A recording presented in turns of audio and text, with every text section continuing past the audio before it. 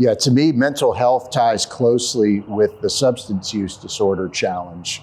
In my experience, there are very few people who have a substance use disorder but don't struggle with some sort of mental health disorder, at least symptomatology of mental health disorders along with that, and vice versa.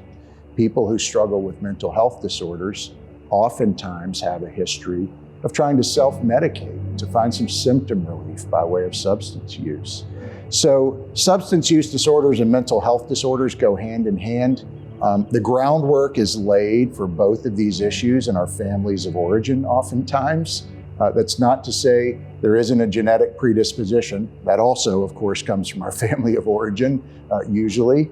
But the environment in which we're raised has a lot to do with it.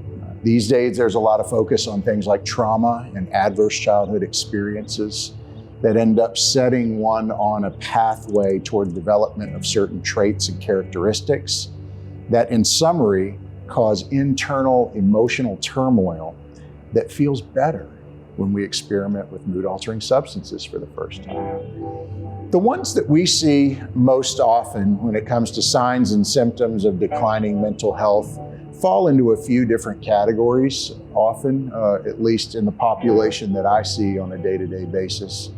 This would be mood symptoms, feeling depressed or down in the dumps most of the day, nearly every day. This can last for weeks on end or months on end for some people.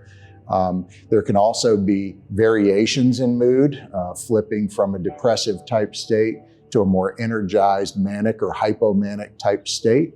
So some type of decompensation with regard to mood symptoms. Another area in which we frequently see a decline in terms of mental health is the anxiety world.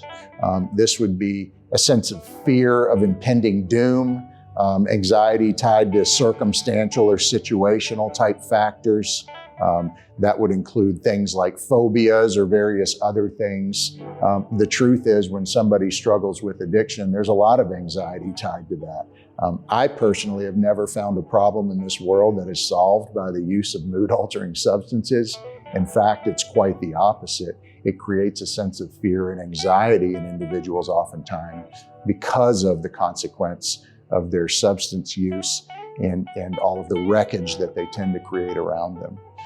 The third main area in which I would highlight a decline that we often see in mental health would be the trauma world. Those who have a history of exposure to traumatic stressors or even have a history of exposure to adverse experiences during their childhood are at dramatically increased risk, not just for behavioral health care problems, but for healthcare problems generally. And as you may know from the Adverse Childhood Experiences Survey research, these folks actually have a shortened lifespan as a result of that. So trauma is impactful in a really deep level way and is something that can stick with us throughout our lifetime.